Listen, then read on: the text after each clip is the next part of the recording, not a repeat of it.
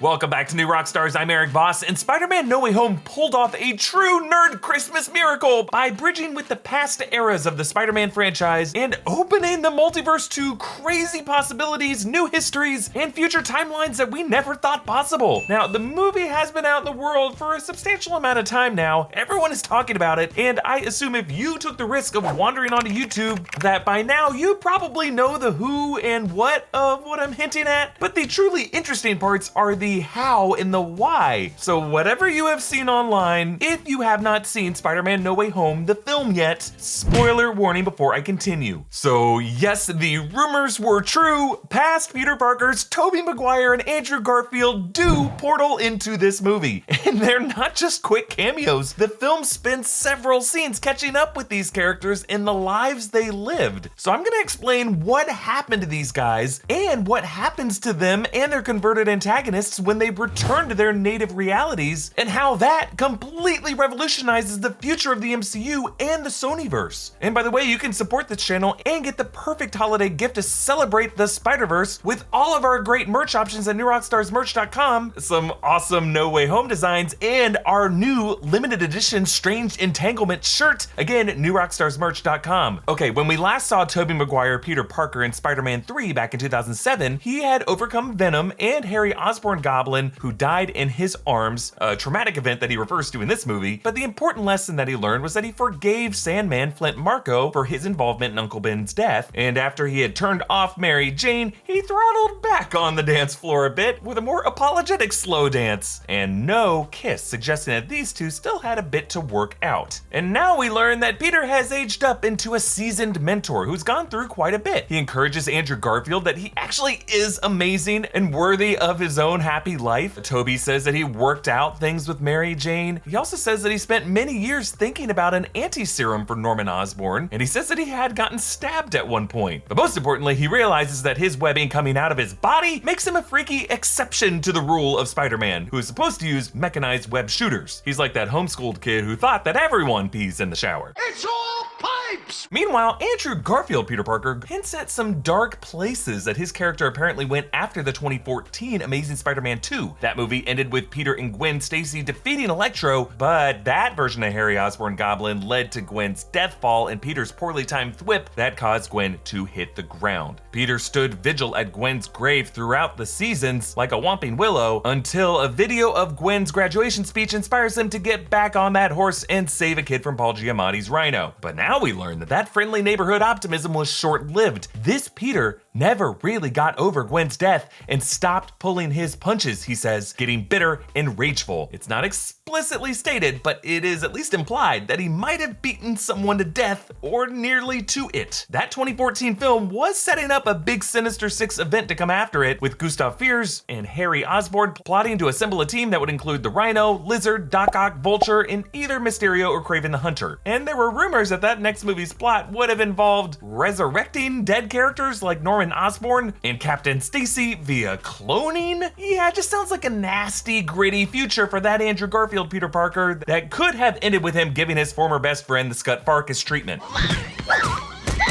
Tobey Maguire Peter Parker, on the other hand, had his own future for a fourth film in the early storyboard stages from Sam Raimi, with Peter apparently going to deal with the Sinister Six lineup that included Bruce Campbell Mysterio and John Malkovich Vulture. Hopefully something a bit more lighthearted on the other side of that dark chapter with Venom, but again, he does get stabbed at some point. Interestingly, Andrew Garfield also asks if magic is real in this universe too, and he and Tobey's first instinct is to thwip each other, so it sounds like one or both of them had some unseen future involving magic or multiverse mechanics. Remember, some Doctor Strange variant did exist in Tobey's continuity. Doctor Strange.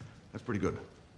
But it's taken. I know. Spider-Man No Way Home just gave us the perfect holiday gift, and I think we need a way to celebrate the magnitude of this occasion. Well, our merch partners at Epic Hero are stepping up to release the biggest shirts of the year, not like in size, but they're a big deal. I'm very important. My apartment smells of rich mahogany. They have multiple new shirt designs inspired by No Way Home. Strange Entanglement is the newest member of their limited edition Latest Obsession line. It looks looks so cool. They also have a new Spider Polo, the spiritual successor to their mega hit Loki Gator Polo. It's a perfect gift for the nerd who likes to break up the t-shirt rotation with an occasional collared shirt. You know, it gives some structure to this undefined, unknown region. But there's also a sick Sinister Six shirt in the style of the Usual Suspects movie poster, and of course, way more Spidey merch on the way. Really, they have all kinds of shirts and hoodies and stickers, other merch inspired by Loki, Shang-Chi, other properties, including a new Kingpin-inspired shirt, Long Live the King, celebrating Wilson Fisk's return to the MCU in Hawkeye. And of course, there's also official new Rockstars merch with our logo, in some cases with my name. If you ever see me in public and you're wearing one of these, I am legally required to high-five you. So what you gotta do is sign up for their newsletter at the bottom of their website to get notified about the latest merch drops and check out all of their incredible products at epicheroshop.com. Be your own hero.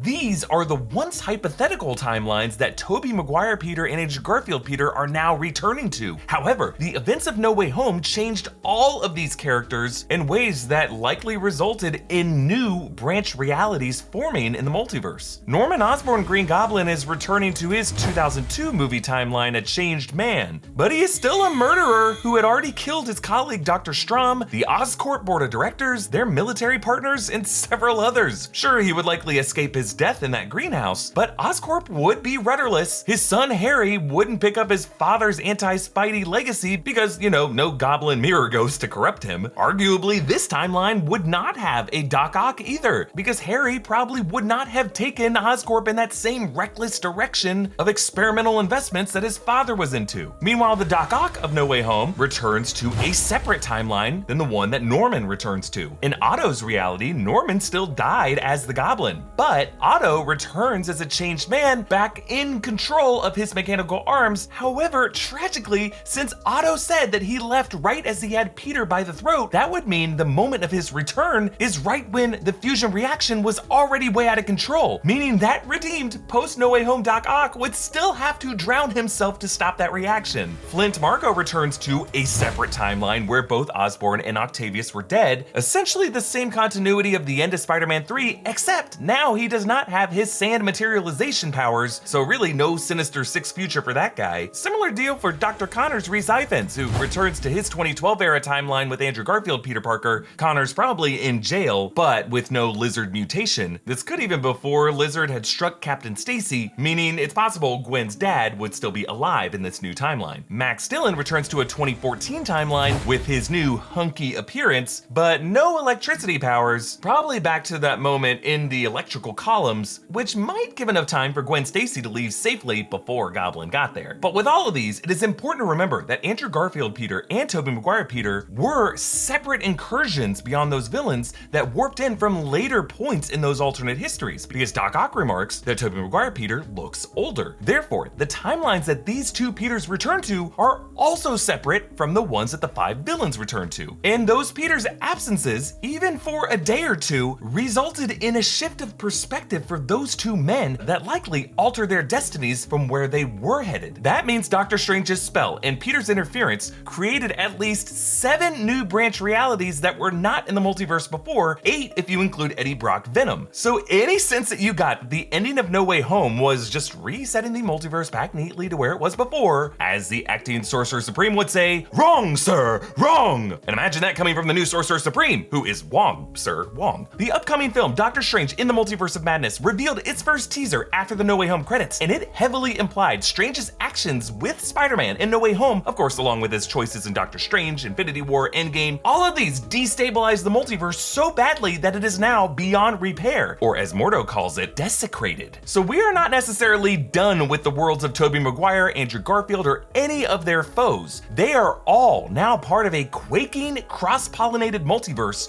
in which they all face new destinies. So with that in mind, can we please now get an Andrew Garfield Amazing Spider-Man 3? The man has earned it, and if MJ deserves a returned I love you from Tom Holland, so does Peter number 3. Again, celebrate this Spider season with our new Strange Entanglement shirt at newrockstarsmerch.com. Follow me on Instagram and Twitter at EA Voss. Follow New Rockstars and subscribe to New Rockstars for more analysis of everything Marvel. Thanks for watching. Bye.